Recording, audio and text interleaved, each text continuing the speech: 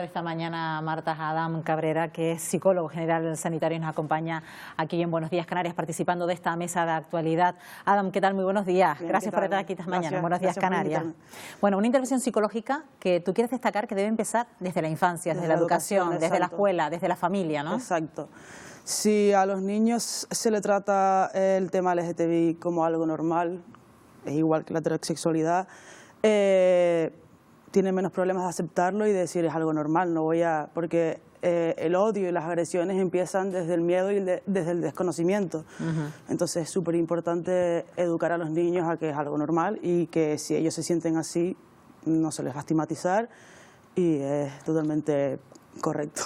Bueno, da la sensación que en los últimos tiempos parecía que se había avanzado en este asunto, en la tolerancia, en normalizar la situación de personas que a lo mejor y de familias que incluso en los colegios han desaparecido ese día de la madre, el día del padre y lo han sustituido por el día de la familia, porque ya está el concepto nuevo de mamá, mamá, papá, papá, madre o padre solo. En cualquier caso, parece que estamos viviendo una regresión de nuevo, Adam. Yo pienso que con el auge de los partidos políticos de extrema, con determinadas ideologías, exacto, ¿no? Siempre pasa esto. Gente que prefiere vivir en el odio al entendimiento, a la tolerancia, y eso da fuerzas a personas que piensan como ellos para agredir y para basar sus ideologías en esto. Y esos, por ejemplo, síntomas de odio se están viendo ya en edades muy tempranas, Adam. Exactamente. El bullying, el ciberbullying, hay un montón de casos de chicos adolescentes que se suicidan por el bullying que les hace, ya sea por homofobia, por transfobia, por etc. Bueno, en cualquier caso, aquí en Canarias, ¿cómo estamos? ¿En Canarias son tan llamativos estos casos o en Canarias en ese sentido somos más tolerantes? Yo pienso que somos más tolerantes. Por lo menos no he visto tantos casos así, pero una vez empiece la bola de nieve, al final se acaba pegando como un virus y empiezan a meter palizas en Madrid o en Francia, al final se acaba propagando, ¿no? Y ahora que se graba todo con los móviles, pues mucho más sencillo. En cualquier caso, Adam, ¿cómo es la intervención psicológica, por ejemplo, en una víctima? Si vemos que ocurre ya en edades tempranas, no me quiero imaginar el trauma o el calvario que va a sufrir esa persona a lo largo de los próximos años, ¿no? Exacto. Creo que, aparte de la víctima, también hay que hacer intervenciones a los agresores, en plan, lo has hecho fatal, pero tienes una oportunidad de cambiar y de cambiar de mentalidad. En la víctima, pues tratar de que se sientan acogidos por todos los medios, apoyados. Y es verdad que las agresiones y la invisibilidad en la sociedad lleva a estas personas a sufrir depresión, ansiedad, estrés postraumático, que suelen ser enfermedades que al final acaban siendo crónicas y es importante intervenir desde pequeño, sí. Aún así está olvidada la víctima en la intervención en estos delitos de odio. ¿Se le presta más atención tal vez al delincuente, al agresor, o al castigo, que a la propia víctima? Al castigo, ¿Se le presta más atención al más en castigar que en proteger y prevenir? Ya estaba hablando de la educación. Creo que lo esencial es prevenir desde la educación, desde pequeñitos, y que los niños también eduquen a sus padres y así que se vaya haciendo una bola de nieve positiva. Sin embargo, son pocos los casos que se denuncian cuando surgen delitos de odio. Adam, imagino que si ya se denuncian pocos, a la consulta, por ejemplo, un psicólogo también llegarán pocos, ¿no? A pedir esa ayuda psicológica, no lo sé hasta qué punto. Bueno, a lo mejor vienen más a consulta psicológica que lo que pueden denunciar, ¿no? Claro, porque un psicólogo lo último que va a hacer es juzgarte, pero sin embargo creo que sí que han habido casos de que vas a denunciar y te juzgan y en un juicio te sientes juzgado tú también. Y es difícil para la víctima también si no ha contado a su familia o a su entorno que forma parte de este colectivo, también es difícil para esa persona. Claro, ya no solo la presión que sufre a la hora de recibir una agresión, sino luego al enfrentarse, por ejemplo, a la policía, a una comisaría donde tiene que explicar lo que ha pasado por su condición sexual. Exacto. Entonces, en ese sentido, ¿por qué se tienen que enterar los demás de mi orientación, de mi identidad, ¿no? Eso es como una revictimización de la víctima, Exacto. ¿no? Y el por qué me tienen que pegar a mí o insultar a mí por no hacer nada, sino amar y sentirme de una manera, y ya está. Y luego hablamos de cómo ha venido a la palestra el ciberodio, ¿no? O esas conductas a través de las redes sociales, porque ya no es solo mandar mensajes a la población sobre un odio a este colectivo, sino incluso ya a lo mejor mensajes individuales hacia una persona en concreto, ¿no? Y vídeos y hacerlos virales, como la chica esta que no tiene nada que ver con el colectivo, pero la chica esta de Ibeco, creo que es para... Vídeos, hacerlos virales y al final acabar haciendo la vida de esa persona un calvario. Y ya si son pequeños, que los niños pequeños ya tienen móviles y conexión a internet, es una locura. Es que no sé hasta qué punto es peor la violencia psicológica que la violencia física, Adam. A ver, creo que la psicológica deja más huella que una agresión. Una agresión, bueno, tienes heridas y tal, pero aparte que son cosas que vas a tener que convivir con ellas mucho tiempo. Y es difícil. Bueno, me imagino que además el caso ha acaecido este fin de semana. Estamos viendo esa fotografía, sí, Adam, muy fuerte. yo creo que es conocida. Sí. ¿Qué te ha parecido este caso donde ellas han hecho público, estas chicas han hecho pública la situación que padecieron justo después de mantener un encuentro en un restaurante, ¿no? Me parece más fuerte que los agresores vayan de 15 a 18 años. Eso me parece aún más fuerte de resaltar. Y valiente por ellas por hacerlo público. Además que el colectivo de mujeres homosexuales no es muy visible, que así digamos. Siempre salen casos de agresiones a homosexuales, a gays, pero lesbianas no salen mucho, entonces ole por ellas. Claro, ha sido valiente por su parte porque, como tú decías, a veces tienes que decir por qué surgen estos casos y yo tengo que a lo mejor hacer público mi identidad, mi orientación sexual. Exacto. Cuando en este caso ellas sí han sido valientes con lo que ha sucedido este fin de semana. Pues agradecemos a Adam Cabrera, que es psicólogo general sanitario, que nos ha acompañado esta mañana. Gracias Adam. Buenos días. Bueno, Marta, como has visto, son algunas situaciones que generan estrés, traumas, incluso el suicidio en personas del colectivo LGTB, que como estamos viendo los delitos de odio es un grave problema, pero como decía Adam, importante la intervención en las escuelas y en la familia. Eso está claro, desde bien pequeños. Gracias, Estíbaliz, gracias, Adam. Estamos hablando de la importancia también aquí en la mesa con nuestros invitados de la denuncia y quería preguntarle yo a Charly Marrero de Algarabía cómo es el proceso de la denuncia, porque a lo mejor hay alguien que nos esté viendo, que haya sufrido a lo mejor un insulto, no ha pasado de ahí, pero ahora se replantea la posibilidad de denunciar y de hacerlo público. Hombre, el consejo que siempre le solemos dar a las personas es que primero nos tenemos que preguntar de dónde ha venido todo esto, porque a veces pensamos que el que me insulten y que me agredan no viene motivado directamente por mi orientación o por mi identidad y es necesario ponerlo encima de la mesa para poder saber hacia dónde enfocarnos, ¿no? Lo segundo y fundamental, y aquí coincidiremos, es que nos hace falta un parte de lesiones. En el momento que hay una agresión física, nos hace falta un parte de lesiones y es lo primero inmediato que tenemos que conseguir sin dejar pasar mucho tiempo desde que se ha producido la propia agresión, ¿no?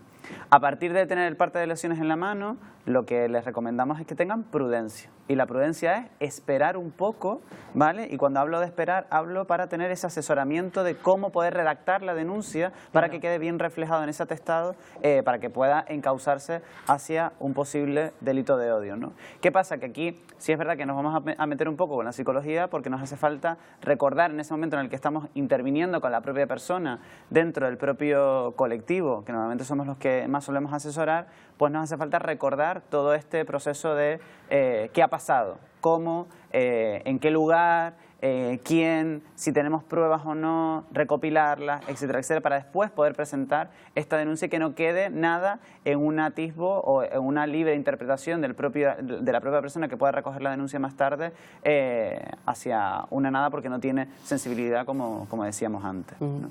Bueno, ¿qué será eso? La cuestión de ser muy exhaustivos a la hora de relatar lo que ha ocurrido, ya lo habíamos dicho antes, ¿verdad? Exactamente, y que todas las personas involucradas, desde el personal médico, a las fuerzas y cuerpos de seguridad, al personal de la Administración de Justicia, tenga formación relativa a lo que va a pasar.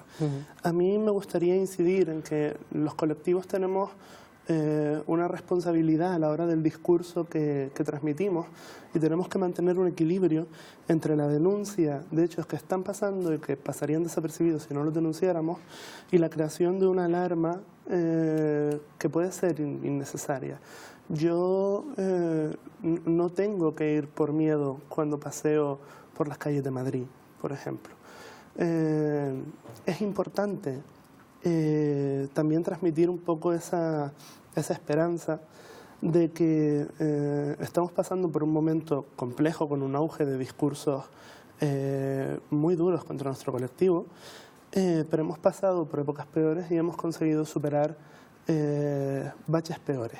Hay que mantener siempre ese equilibrio entre la necesaria denuncia y la también necesaria esperanza en que las cosas mejorarán, porque estamos trabajando muy duro para que mejore. Efectivamente. Han hablado tanto Charly como Marcos de la necesaria formación de toda la parte legal, judicial, del sistema de las fuerzas y cuerpos de seguridad del Estado. Ya se trabajó mucho, por ejemplo, con la violencia de género. A juicio de Alfonso Delgado, que es abogado, ¿empiezan ya a entender bien la realidad que rodea a este colectivo? Sí, tanto los abogados como los miembros de los cuerpos y fuerzas de seguridad del Estado están comenzando, evidentemente, a formarse y a comprender toda esta complejidad y a ayudar a redactar correctamente, que es lo que estamos haciendo aquí, incidiendo en los atestados y evidentemente a la asistencia a las víctimas.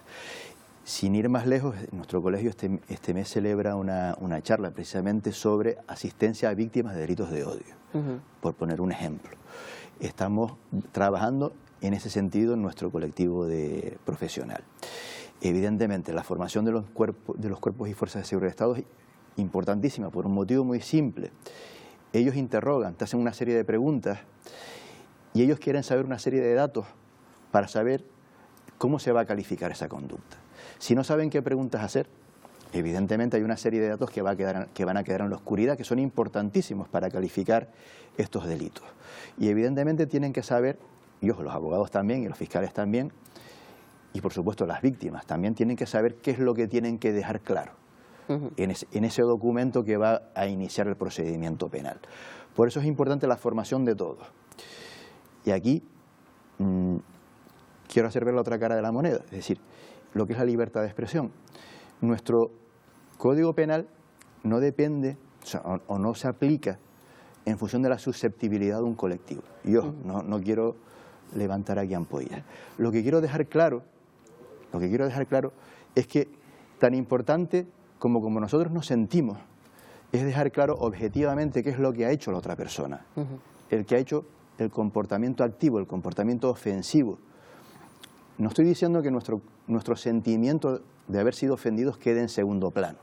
Ojo, donde tenemos que poner penalmente, donde tenemos que cargar penalmente las tintas es en el comportamiento del agresor y en la motivación del agresor.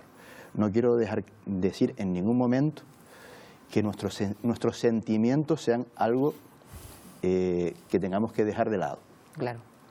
Pero el Código Penal no depende de la susceptibilidad de una persona. Creo que apuntar algo a lo que dice Sí, porque Alfonso. Precisamente por lo que comenta Alfonso, es por lo que creemos que los delitos de odio son una realidad importante a trabajar, pero no puede ser algo que focalice en exceso la atención de los colectivos, porque es cierto que hay un margen que entra dentro de la libertad de la persona por el hecho de que el Código Penal tiene los principios de ultima ratio y de ser siempre la última respuesta con intervención mínima. Hay otra serie de realidades que se pueden abordar desde el derecho administrativo sancionador y por ello exigimos una ley estatal LGTB que no fue aprobada en la legislatura pasada, pero que volveremos a presentar desde FLGTB y sobre todo tener en cuenta que los delitos de odio al final de donde provienen es del discurso de odio, de un discurso de odio que no siempre puede estar penado por el derecho penal. Y lo que necesitamos es trabajar con eso, con las bases de la cultura, con las bases de la información y la formación de las personas para poder generar un mundo libre de violencia, porque los delitos de odio ojalá no existieran porque no hubiera una realidad que atajar, como es la violencia a las personas LGTB. Yo quería hablar en particular del caso de Marco, porque se habla mucho, se ha hecho muy visible pues, la realidad del colectivo homosexual, de lesbianas, de transexuales. Hemos tenido a madres de niños transexuales que ya desde pequeños pues, se les visibiliza, se les trata de acompañar en ese proceso que no va a ser fácil precisamente, pero luego está la realidad de las personas de género no binario, que es poco entendida, poco conocida y que comienza a ser visible gracias a personas como Marco Ventura. Sí, desde luego las personas trans no binarias tenemos muy poca visibilidad.